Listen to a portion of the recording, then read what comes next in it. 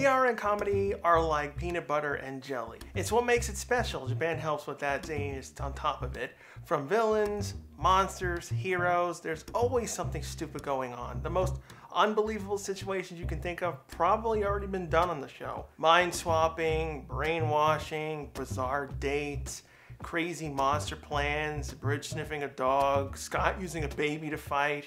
It is sad that PR has kind of gone away from the comedy focused episodes in recent years. We have funny characters with dumb subplots, or there's that one joke like the poop and dino charge, but rarely do they involve the whole episode. There's a few episodes I decided to skip. Grandma Matchmaker, while intended to be hilarious, it was borderline horrible. Another Song and Dance started out fine, but it didn't work for me. Tommy's Kiai got drilled into my brain.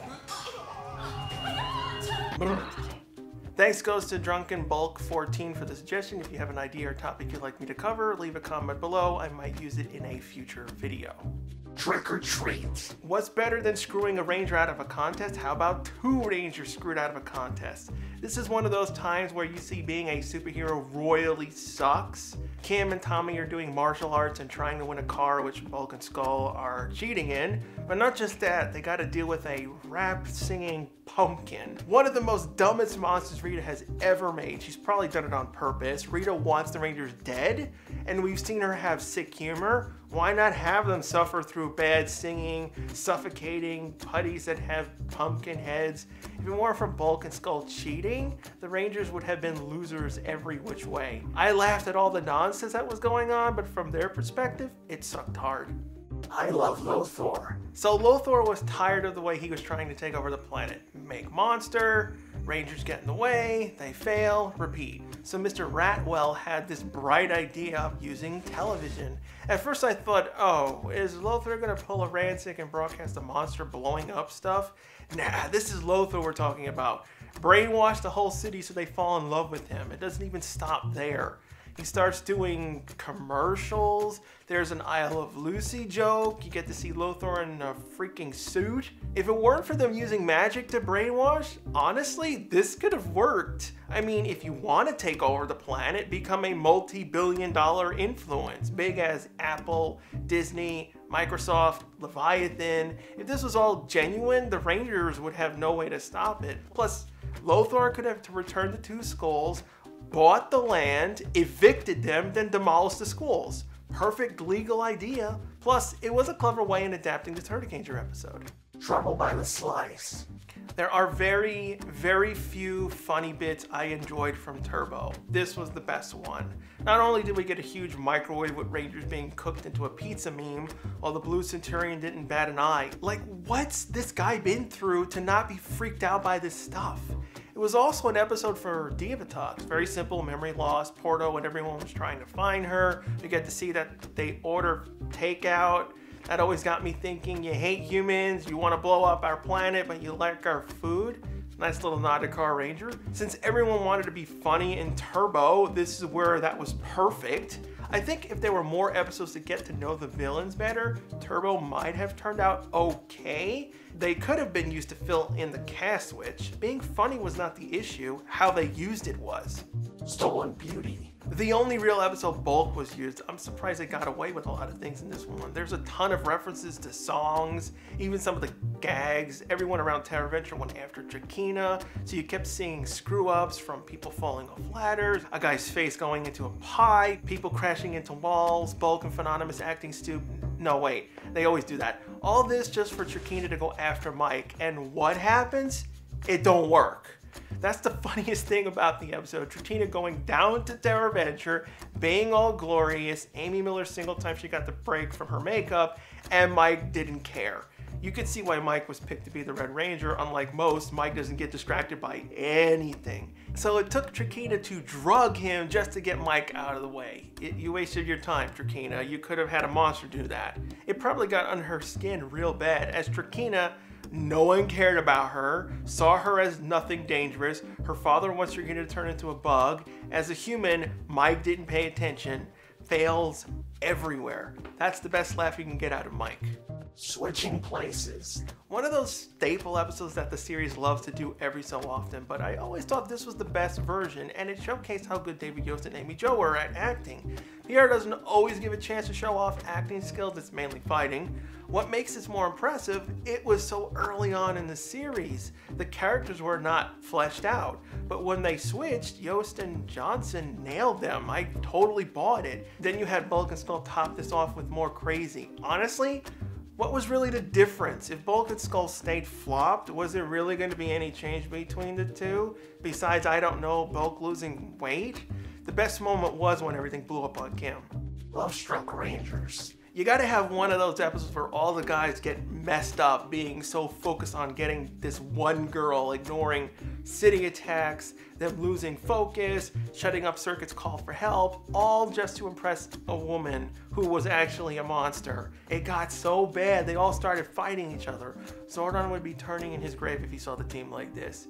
It was so stupid seeing the guys doing all kinds of things to impress her, each one upping their gifts. Jen and Katie had to end up snapping them out of it. Rocky just wants to have fun.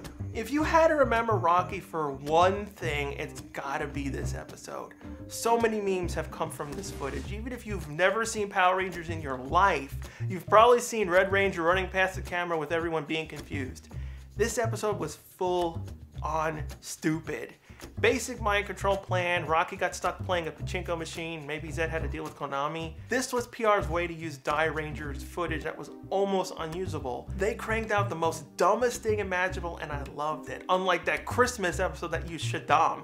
How on earth does Silver Skin mean Christmas? Even though Steve Cardenas doesn't get much to do when he got to act like this, play a teacher, whenever Rocky had to be awkward, he did a great job. Leader of the Whack. Alright, we have this episode of the White Ranger being good. How do we make him do this without turning him back? Let's make everyone insane. Just like Rocky's episode, you're stuck in a position to explain why the Sentai footage did this. Instead of copying or making a confusing plot, they came up with something that explored personalities, and it was trying to be somewhat sciencey. My favorite swab had to go to Connor. I mean, do you think Billy was that nerd stereotype? No, he had nothing over Nerd Connor. This is where you get to see everyone hamming it up to the max. It just sucks that Tommy didn't get exposed. I think this would have been the perfect time to bring back the singing and him fighting it tooth and nail to not do it again. I can imagine what it was like filming that Grease/Fonzie scene with Devin and Cassidy. That's gotta be the stupidest moment in PR history. Honestly, this could be the Halloween episode for DT. Nadira's dream date.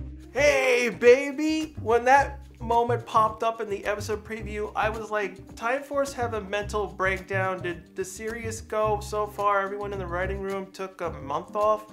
I mean, we have Nadira who hates humans, falls in love with Lucas because he wrote crummy lines on a paper. Does she have the attention span of a fish? I feel sorry for Lucas. He didn't like her, but he had to do it because this might make all this end up on a good note, or he's just doing it for his ego. And because Rancic spoils his daughter, he's got to make her happy, stops a monster, goes and cleans up Lucas's suit. I think I would have been freaked out more over that than Nadira. All this plus dumping her by being a slob was amazing. I'm sitting here and going, this is why I want the whole cast to get episodes. At least Lucas got this one, you remember him for it. Movie Madness. The most hilarious episode has got to go to Movie Madness. All 6 Rangers get trapped in films, not just any film, films that they personally love, from westerns,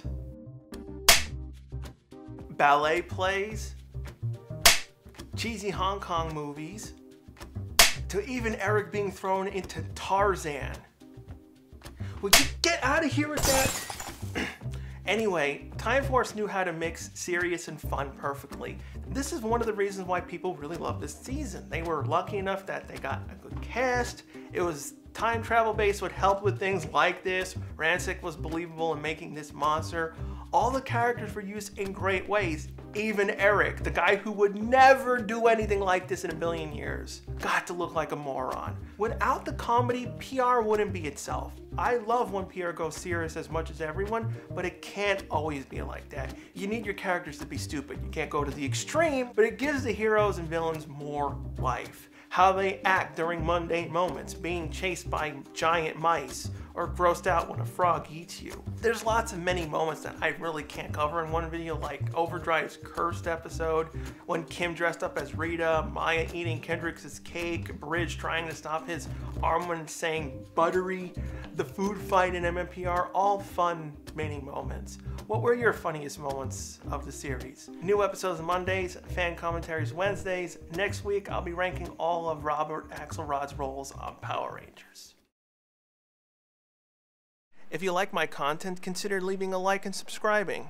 Due to fair use abuses from the various companies, I no longer feature footage from the various episodes. Thank you for understanding. See you in the next video.